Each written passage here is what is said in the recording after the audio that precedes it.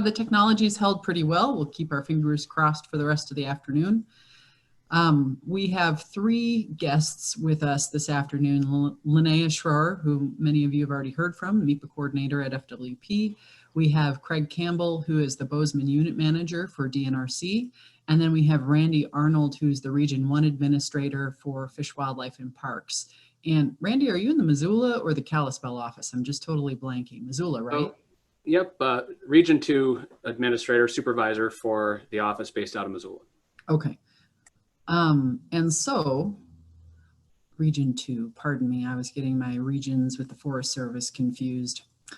I'm going to kick us off here with just a quick rehash of scoping from yesterday, some of the basic information that many of you received if you were participating yesterday.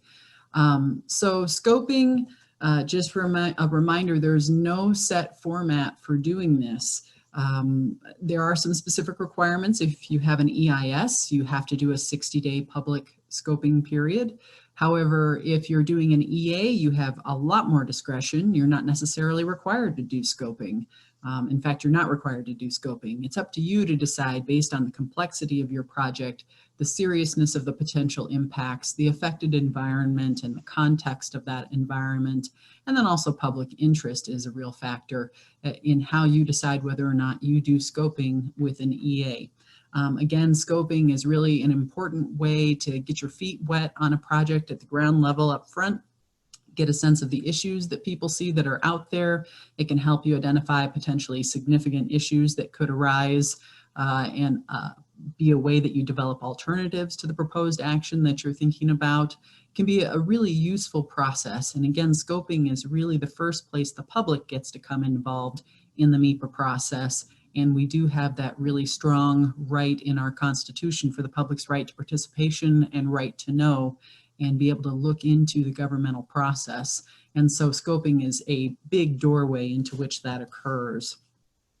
So with that context, and I will stop there, I am going to turn it over to Linnea to talk first as the MEPA coordinator, because you're doing a lot of EAs where scoping isn't required. I'll have you start with talking about what advice do you give to your folks about how to decide when and how to do scoping for a project? What's the basic advice you're giving? And then we're gonna, after that, turn it to Randy to talk about his perspectives as a decision maker on scoping and how he's used scoping. And then we'll get to Craig to put in his 2 cents, and he has a very specific project that they really tailored a scoping process to recently in the Bozeman area. So we'll kind of hit those 3 sides of it. But Linnea, let's start with you. Okay, well, thanks. For anyone who doesn't know me, my name is Linnea Schroer. I'm the MEPA coordinator for Fish, Wildlife, and Parks. And I've sort of been on both sides of writing EAs. I've both done it as a consultant and then now as a coordinator. And part of my job is we also look at other agencies' EAs and EISs and submit comments on those. So, yeah, I definitely have seen EAs from many different directions. And as others will echo after me, you know, scoping of some sort takes place for nearly every single project that we undertake. That's just part of how Fish, Wildlife, and Parks tries to do business. We really take seriously our mandate and our mission to work with the public and involve them in all the projects that we do. Doing so really helps increase buy-in on projects. If we introduce people to the issue from the very beginning, and it just really increases our credibility with the public if we approach them, right at the beginning. And we always, generally learn a lot from our constituents, because often they are there 24/7, observing things that we don't always see. Often we do, but not always. They will come up with issues that maybe we hadn't foreseen, and also often concerns that they have that we would never have considered as being a problem, just because they have a different perspective than we do oftentimes. So it's always very beneficial to do some sort of informal or formal scoping at the beginning of any project. And so I've talked a little about informal scoping, and I think Randy might touch on that more following me. And for formal scoping, we do have to follow formal scoping when we do land acquisitions over 640 acres. And then conservation easements, we aren't actually required to do a scoping for those, but as an agency, we often do also for conservation easements. And that's the reason for that is because issues regarding land acquisitions and conservation easements, it's a very, the public is very, very interested in those, and it's fairly political. And so that's one of the reasons that, well, if it's over 640 acres, we're required to, but the conservation easement, we sort of added that because of that big interest from the public in those projects. But when we do those for the conservation easements, we do stress that it's voluntary, that we're doing this, and that we are really trying to involve the public on those processes. So for best practices in terms of doing scoping, we really try to communicate the MEPA process, where we are in that whole timeline. That's a lot of people are confused about scoping notices, what that really entails.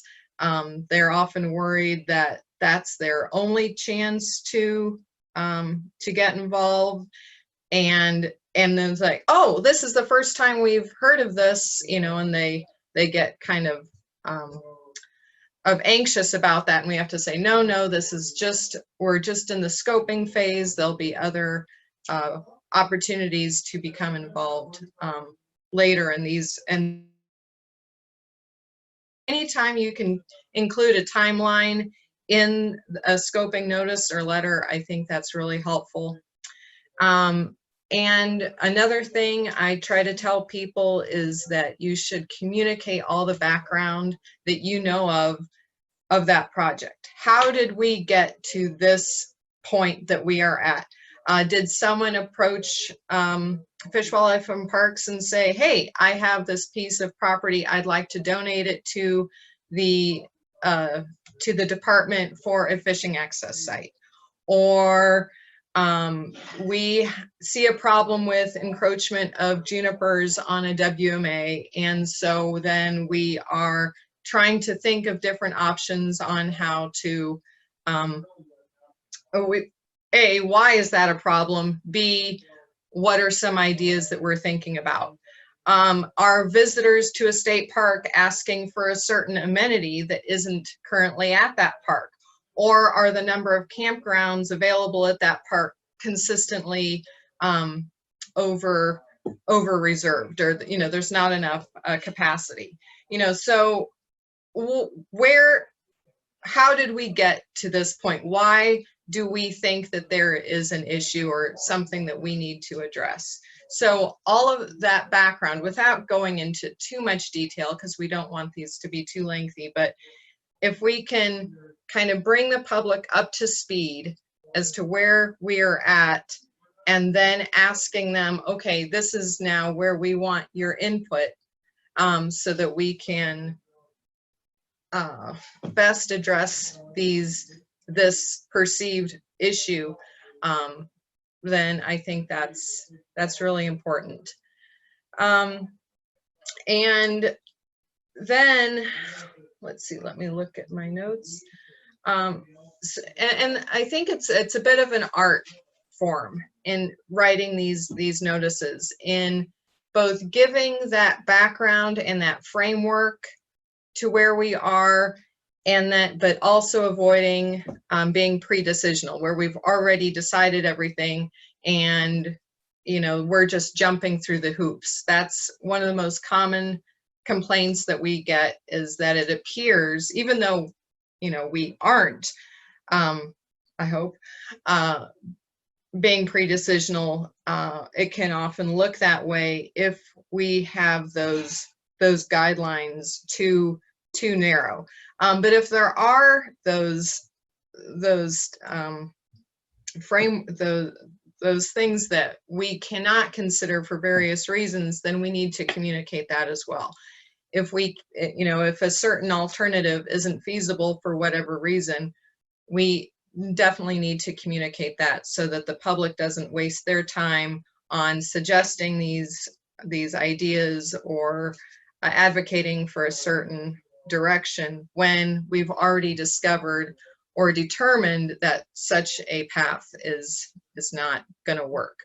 So all those types of things, I think, just go a long way towards communicating effectively and making sure that everyone is on the same page. And another thing that I try and tell people is, if you have, going back to the original question of when do we do these formal scoping, is when we have a potentially controversial project coming on, then it's very important that we do generally some formal scoping. And some people say, well, when we do that, we just get everyone all riled up when we do scoping at the outset. But I think the people are going to be riled up regardless, and much better to get people involved sooner rather than later, because it can definitely derail projects.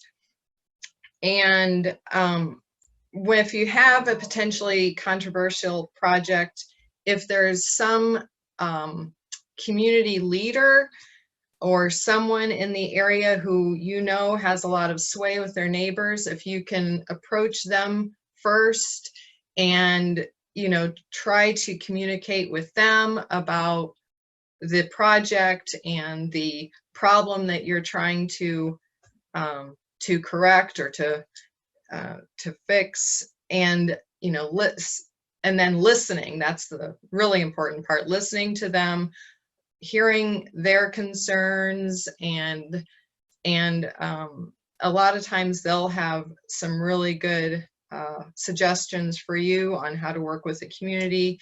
If you can talk to them first, and they can often act as an advocate for the rest of the community, that can help you get on the right foot at the beginning, because there's definitely been cases where we thought we were doing some good outreach, but we weren't. And as one example comes to mind, when we were doing a pesticide treatment that's removing a non-native fish through the use of the chemical rotenone in a basin in Region 3, and we had a public meeting and sent out scoping letters and everything, but a group of people, a group of landowners, insisted that they had not been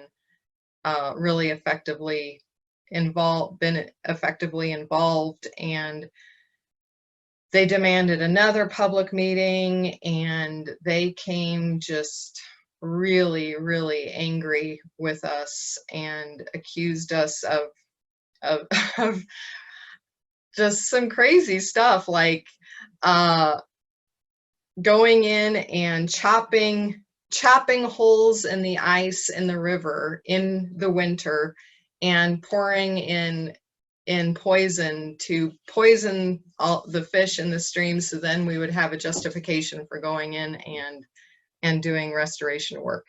So if there's, it's just an example of a time where we thought we were doing good outreach, but we had clearly missed some people, and they were very upset about it. So that is just a few of my thoughts that I've had. And, you know, I'd say when in doubt, do formal scoping.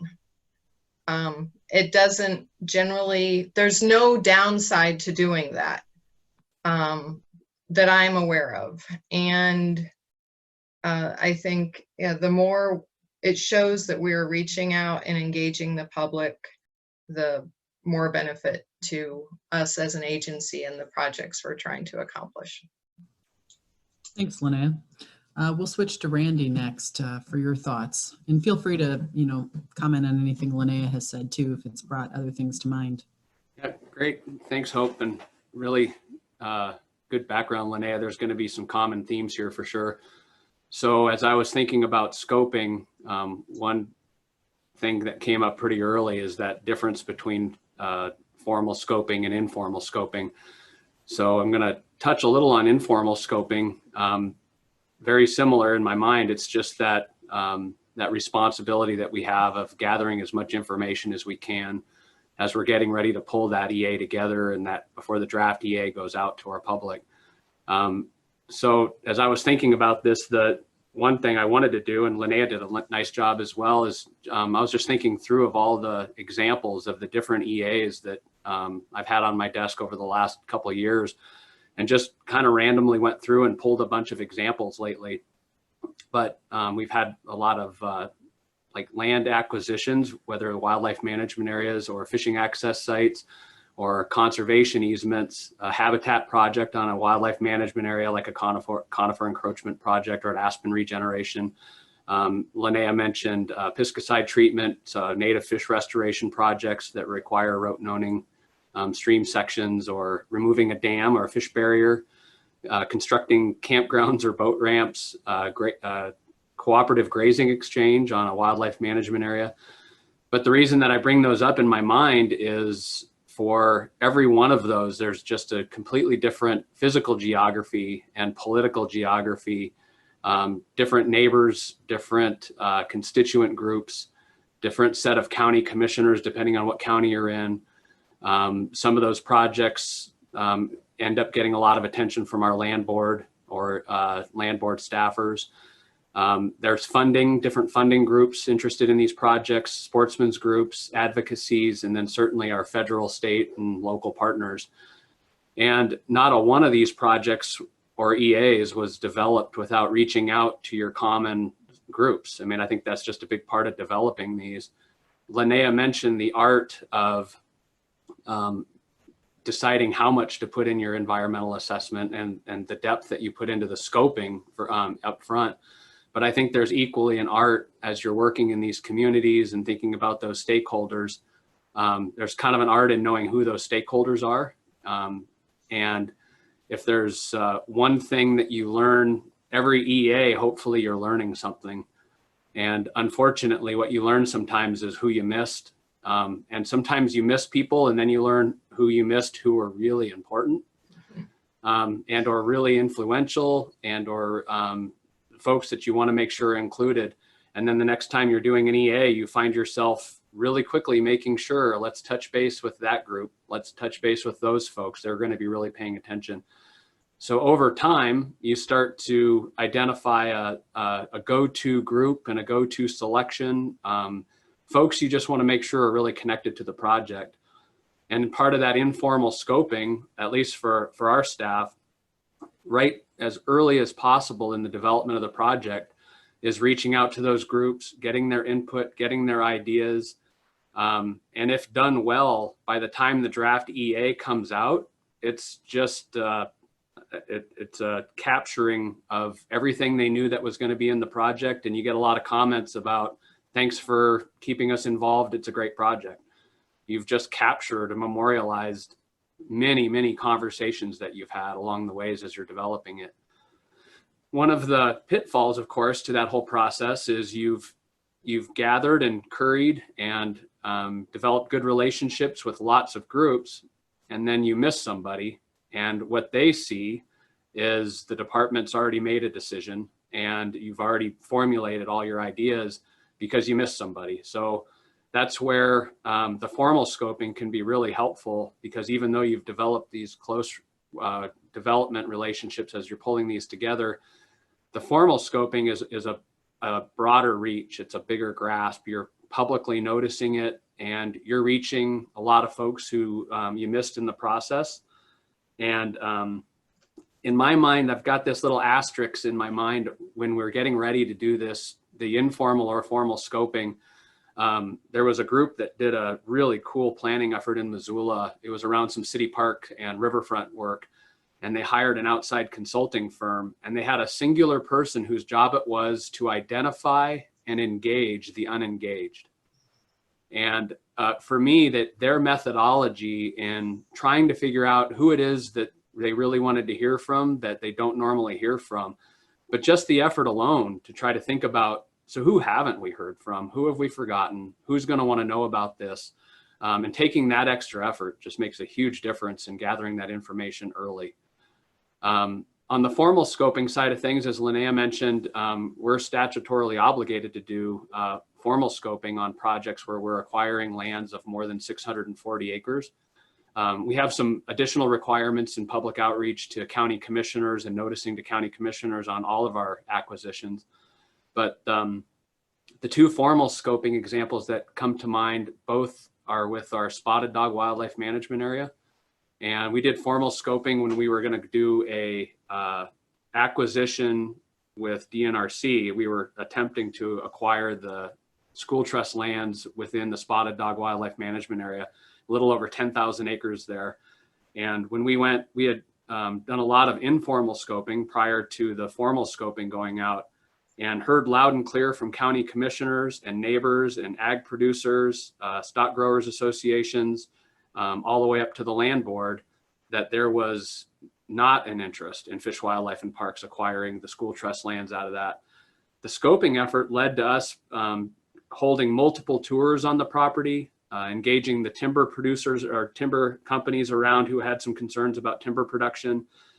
We ended up working with the livestock group to address potential for grazing exchange. And man, we really got down into the weeds on what it was about acquiring the school trust lands out of that. Did our best to put out a lot of fires and answer a lot of questions and solve a lot of issues that folks were having. But what we also learned in that process is we just did not have the support for it. And as we approached that, at some point we made a decision that we were pushing a boulder up a hill here, and we decided to just bail on the project and put it to bed. The other one was also on Spotted Dog, where we were acquiring through an exchange some rounding out the edges of the wildlife management area with a ranch on the north side of the property. And in that process, we put it out for scoping, formal scoping, after we had done a bunch of work with neighbors, predominantly in the informal stages. But what we got from the formal scoping were a bunch of details around how hunters had traditionally accessed some of those DNRC school trust inholdings. And this exchange was going to prevent some hunters from being able to access some spots on our wildlife management area that they had traditionally been able to get to. And we also heard a lot of concerns about the exact exchange and some of the little parcels that were built. And it allowed us to go back to the landowner and renegotiate some small changes in that exchange that then came out in our environmental assessment with broad support, both from the landowner as well as the public. So it really helped us to build a much better project. But the key for us is lessons learned, and those lessons that we learned in that process, much better to learn those lessons during the scoping period when you have a lot of flexibility and time to assess, than to learn those lessons taking comment on an EA and then trying to address your EA after you've already done public comment. So it's really a chance to try things on for size and see how they fit and get those early comments, and then make sure that your draft EA goes out as complete as possible with that input. So I'll pause there. Thanks, Hope. Yeah, thank you, Randy. Those are great examples. So I'll pivot to Craig here. Craig, you specifically had the Limestone West, what started out as a timber harvest proposal, and you had a very, to me, unique approach to that in that you scaled your scoping process over the course of this. And I wonder if you would talk about, is that a routine practice for you? And then how does that work? Or why did you decide to do it in this case? Okay. Yeah. Well, routinely we're looking at it. If there's going to be somebody who's going to be interested in our project, either way, we're interested in trying to make sure we contact them early, just as you would do with any sort of scoping process. A lot of times, especially things like timber sales, while I may end up being the decision maker or somebody's the decision maker on the EA, we aren't the end decision maker on the process. It's going to go to the land board, and the land board's going to be the end decision maker. So one of the things that we want to make sure doesn't happen is not that somebody doesn't go and complain to the land board. That's going to happen. But what we don't want to happen is have somebody going to the land board that has never been involved in the process. So we want to make sure that we have, I like to say, kicked the dog and see if it's going to bark. If it's going to bark, we want those barkers and we want to talk to them. And in the case of the Limestone West timber sale, this is an area just to the south and east of Bozeman, and it's heavily used. It's an area that we've done other projects in before. So we're aware of the fact that the community is going to be involved in these projects. And one of the things that's happened is over the years, we hadn't done a lot of work in the area. So as we start going back into the area, we assume that there's a lot of people who don't understand that that's what we do with these lands. So we started out, when we started out the scoping process for it, we weren't sure whether we were doing an EA or an EIS. We weren't sure what the end product was going to be. We knew we'd at least be doing an EA, and could be pretty substantial. The one before was quite substantial. Whether it was an EIS or not, we didn't know, but we set up the scoping process so that it would meet either condition. So we scoped our EA initially just as if it was going to be an EIS. And we didn't have a preferred alternative up front. So, and because we were going into an area we hadn't been into in a long time, there was a lot of information we needed to gather. And people were going to see us up there working. So we decided just to start with a real broad brush approach and just identify the total acreage that we were going to be looking at, which was, I think, around 2,500 acres of ground that we were going to initially assess for a timber project. And we put that out, saying that we were starting the process of evaluating this for a future timber sale. And we were starting, and as part of that, we were going out to collect interested parties' comments. Along with that, we were going to have an initial public meeting to help expose this to greater media presence. When we started the process, we had identified essentially a few sections of land where things were going to happen. And we got a lot of response. One of the things that came out of that response is a number of neighborhood groups that asked if there were other alternatives to meet our agency obligations, which in the trust issue, it's pretty much making money for the trust using trust assets. And one of the opportunities there was a thing called a conservation license. It was a law that was put into statute in the 90s and had never been used, but it fit what some people were asking about. To use that, though, for that to actually be used, it had to be applied for within 60 days of initial scoping. And because of the time frames that were involved here, that wasn't going to be able to happen.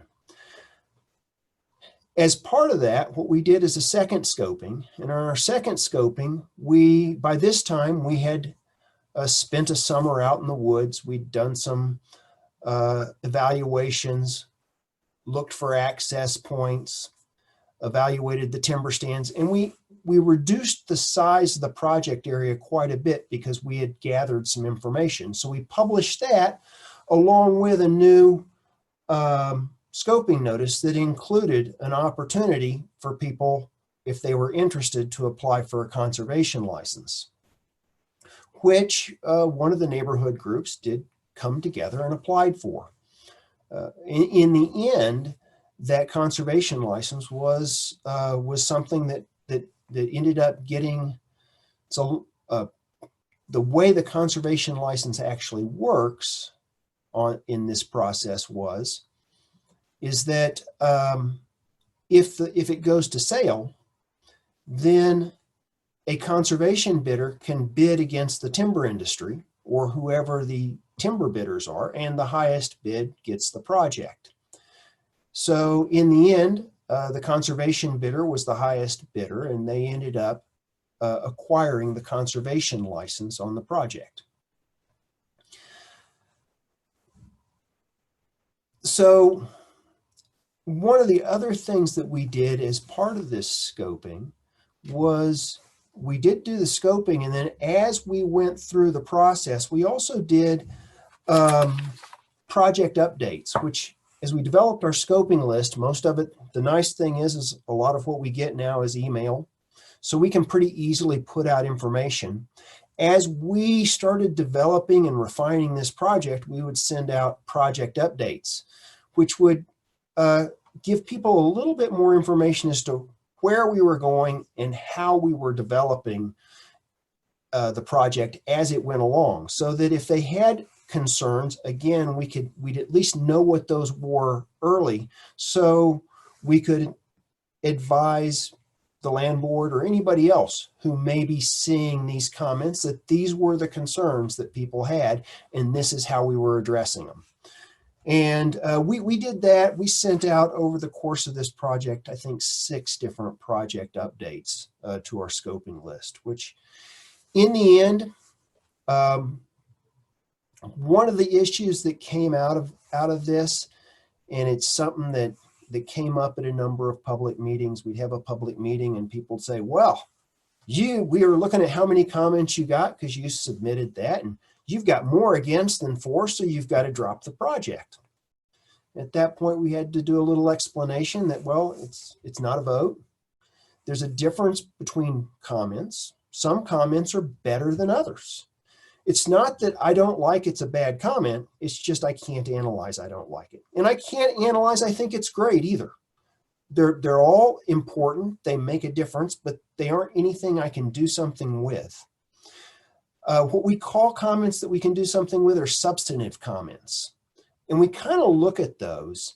And as we get those in, one of the things that we do is we create groups of those comments. So we put if there's 5 or 6 comments that are all the same thing, maybe they're worded a little different, we'll group those and then come up with a response to that comment. And that is what we will evaluate within our EA, or EIS as this became. And that is what we can also send on to the land board if they're going to be the final decision maker as to how we manage that process and how we interface with our public. I guess the other thing I came up with out of that too is it was something, because we got a lot of when you have a high profile project, one of the things you're likely to get is a lot of comments that are form letters, 200 comments that are exactly the same with a different name on the bottom of them. And again, that question came up as you got all these comments. Well, that's one comment, or maybe there's 3 comments in that one comment, but it's 3 comments one time, 100 times. So it's not a vote again. I'm just looking at trying to make sure we have all the information so that when we go to make a decision, we know that we're fully informed. Anything else that you wanted me to address on that, Hope? Well, I'll hold you there, but I have a follow-up question for you and then the other speakers. But while I'm asking that question, if anybody in the participants wants to raise a hand in the participant window pane, if you haven't done it before, click on the participant icon at the bottom of your screen. The participant pane opens on the right, and there's an option on the bottom to raise your hand. A little blue hand appears if you want to ask your question over a microphone, or you can submit it via the chat. But I'll start, Craig, with, so you were just talking about substantive comments, and those are really what you focus responding to. And so how do you guide the public in providing substantive comments? What is it that you tell them in the scoping process so they know that they get a heads up about that? Do you provide guidance to them? Yeah, and we have done it and I was actually looking for it on this project. Unfortunately, we put together a website for this project, and in the website we had a page on how to comment. And unfortunately, the website got archived and we couldn't find the parts. Otherwise, I would have gotten that to you. But the page went on to what makes a substantive comment. And a substantive comment is anything that we can analyze. And if it ideally is something that we don't already know. Substantive comments have changed what we've done on projects. The first time, I think, it's kind of interesting. A lot of this stuff, with timber sales, we've done a lot of timber sales, so we have a pretty good idea of what the comments are going to be. And frequently, we have we can pretty easily move through them. But occasionally you get one that's like, oh, wow, I never thought of that. The first time we did a timber sale up in Bear Canyon, I was pretty thought we had a great thing going. We're going to put in some of these roads and we'll reclaim the roads and there'll be trails and people can walk, and everybody loves trails. You know what? Everybody does not love trails. We found that out. In the end, I had to, because there were wildlife issues with trails, the biologist told me, well, a timber sale's a very intensive short-term impact. Trails are forever. And those affect wildlife. And that literally changed what we ended up doing on that project and how we did it. So I use that sometimes as an example when I'm actually doing a public meeting as to what actually helps us with a comment. And I do reiterate sometimes with that, hey, we can appreciate that a whole bunch of you think that, this is a good thing, and we're glad to have a form letter that tells us that, but we're only going to analyze it once. And so really what we would love to have is something we haven't thought of. And I wish I could get it so we actually got more of that, but you do get some. And it's sometimes surprising what you didn't think of that you find out, wow, that was important. Thanks, Craig. We have Sierra Farmer who has a question. Go ahead, Sierra. Yeah, this might be a question for Linnea. I'm curious if you have sort of some rules of thumb on the level of scoping you do, or what FWP advises. So, you know, we have a statewide scoping list, but it's not always appropriate to use that for different levels of, you know, for a timber permit or something like that. And I'm just curious what you recommend to your project leaders on how much and what level of scoping to do. Yeah, and Randy, feel free to jump in here as well. I'd say we really don't have many hard and fast rules. It's just each project is unique, and we have that conversation for each one as to how we should approach it. That being a conversation, you know, with the project leader, often with the regional administrator, possibly the division administrator, depending on the project, MEPA coordinator, anyone who has knowledge about the project and public outreach, approaches would weigh in on that conversation, and then they'll put together sort of a you know, their not plan of attack is not the right word, but but you understand what I'm saying. So we really, I can't say that I know of too many hard and fast rules. I would say it's really generally a case by case basis. Randy, would you agree or disagree with that?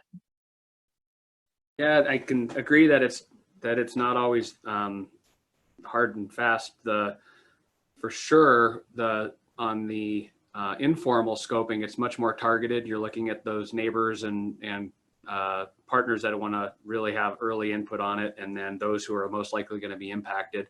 And we work pretty hard to identify those who are going to have concerns and who we want to get to really early. Once we on formal scoping, for most of the stuff that comes out of our region, when we hit send on the formal scoping, it gets our broad distribution list. And then what we aim to do is our normal distribution list, and then everybody we want to make sure we don't miss. So it's kind of it's a pretty big grab of our sportsmen's groups and county commissioners. And I mean, we have a huge distribution list, and they all get it. And in fact, if we hit the broad distribution list, it goes across all the other regions. It goes to a broad Fish, Wildlife, and Parks distribution list. And depending on what level we hit go, we can grab a lot of people. So it can be calculated at that scale at times not to grab the entire state and anybody who's ever done business with FWP versus a region and a little more geographically local. But Sierra, did you have a follow-up on that? No, that's great. I think DNRC is similar. You know, it's case by case, but it seems like people are always wanting some solid rules on exactly who and when and how long. And so I was just curious if you guys had anything like that.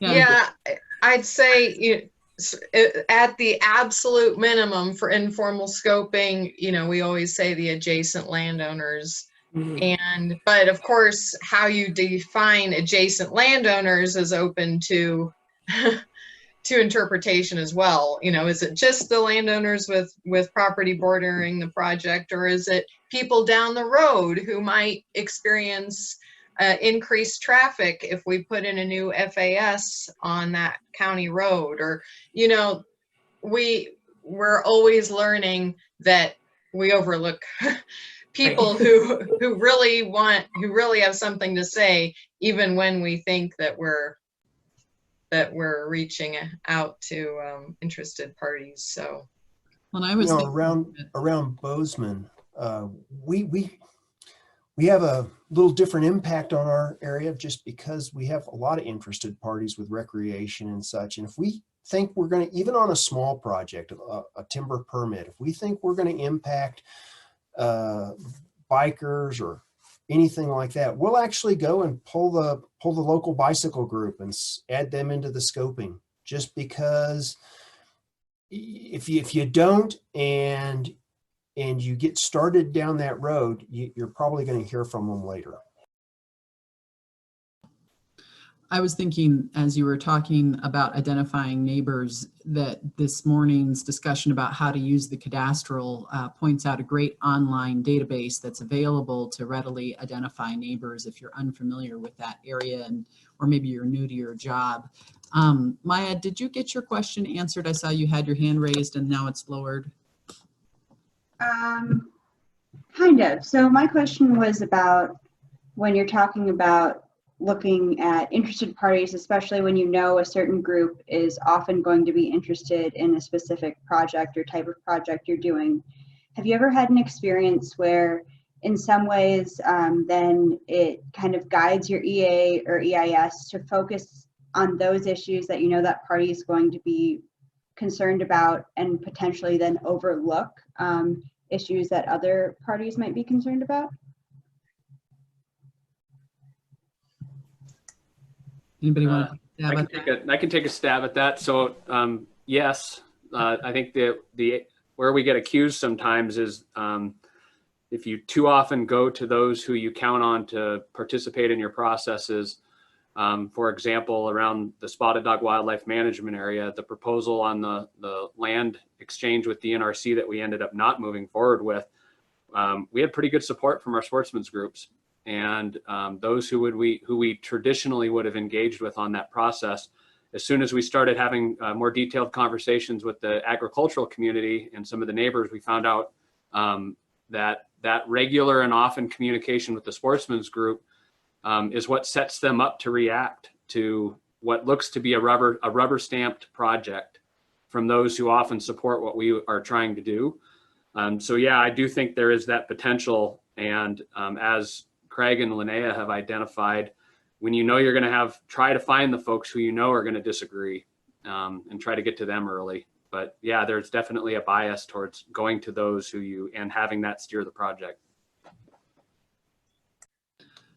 Thanks, Randy.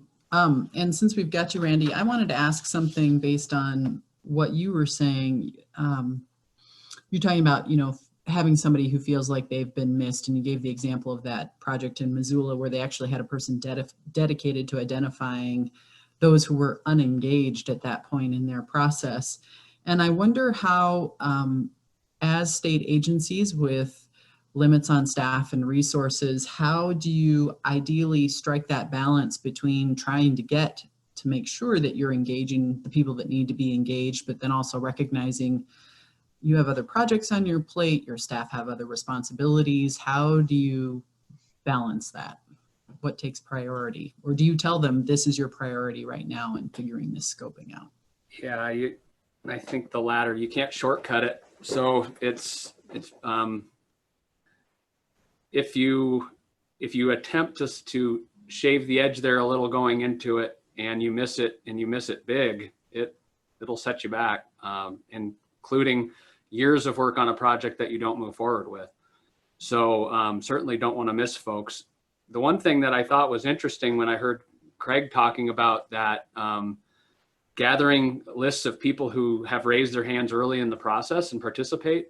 To me, it's kind of iterative as the project develops and it grows, and then you reach back out to those who've expressed an interest.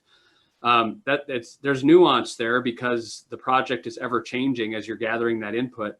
But man, when he started talking about that, I've been thinking of some of our most successful projects that build, and by that really is that from the ground up kind of a feeling that you get out of the project, because everybody has a chance to see it grow and everybody has a chance to be along for the ride before it finally goes out as a draft EA. And in that process, they're self-selecting. That doesn't necessarily answer your question about how much effort you put in to engage those who may not be engaged.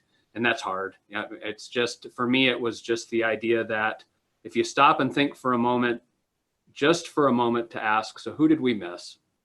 And try to be creative about who might care about this project. Sometimes that's all it takes for you to identify a few more people or a group that you might connect with. Yeah, and this is where I might make a suggestion, going back to the theme of communication, just an intra-agency gut check.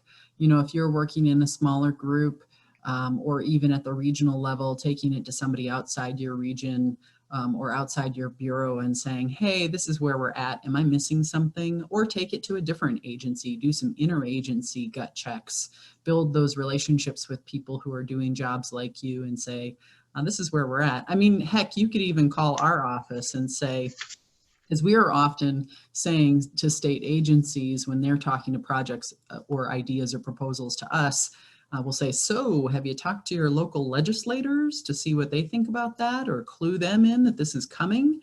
And I'll be honest, and I work a lot with FWP, the answer is often no, although it's been improving over the last couple of years. But so we could be a resource too, but whatever you can do to help think outside of your echo chamber and get some other ideas and eyes on your project. I want to throw out again there to the other participants here, any other questions, anybody who wants to raise their hand or unmute their microphone at the moment and just pop in.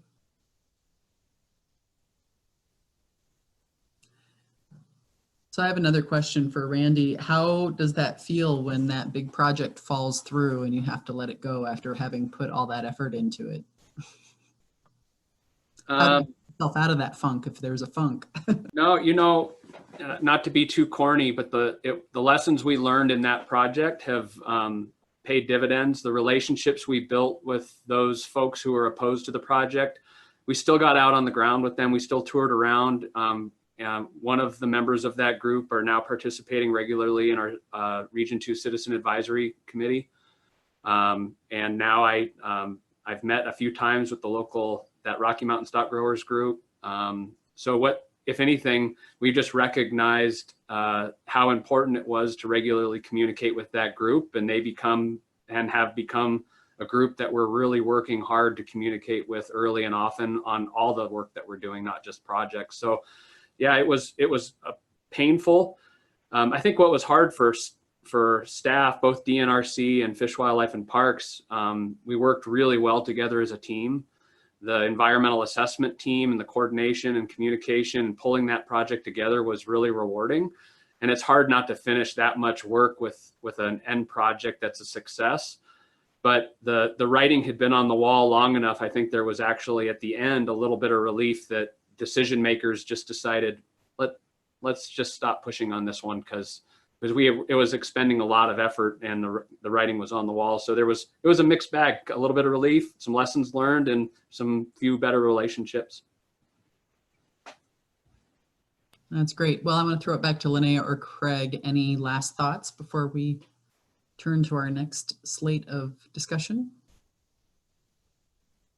Linnea, you're muted. My dog was whining in her sleep right under my chair. Well, just to follow up on what Randy had said, it's good to remember that just because a project isn't going through as designed, then it can be resurrected later. And so all that work might not be for naught after all.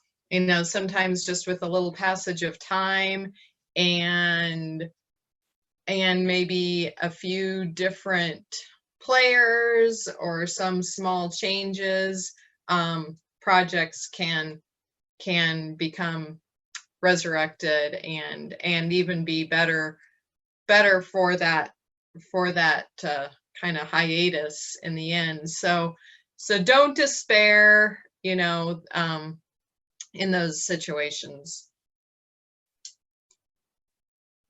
Craig, did you have anything you wanted to add?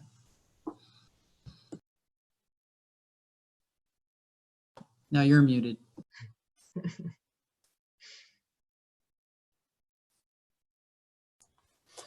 In the same vein, it's interesting. We spent 2 years on our EIS for Limestone West, and we followed the law, and the law included the offering of a conservation license. In the end, I wouldn't be being honest if I said we weren't disappointed that we don't believe the best thing that could be done for the land was done for the land. And, but we did follow the law and we did follow all the rules, and that was the end product in this case. But when you look at it and you said there were multiple reasons for the project, only one of which was economic return to the trust, which we achieved. But we felt that there was a very good reason for forest management and forest health issues to be able to deal with the other stuff, which we didn't feel we achieved. So it goes both ways. We did our job and we followed the rules, but we were, after the amount of work went into it, it was a disappointing ending. Yeah, well, I appreciate your frankness and what you've shared, all three of you today. Thank you very much for your time. Craig's going to stay with us for the next panel. And Randy,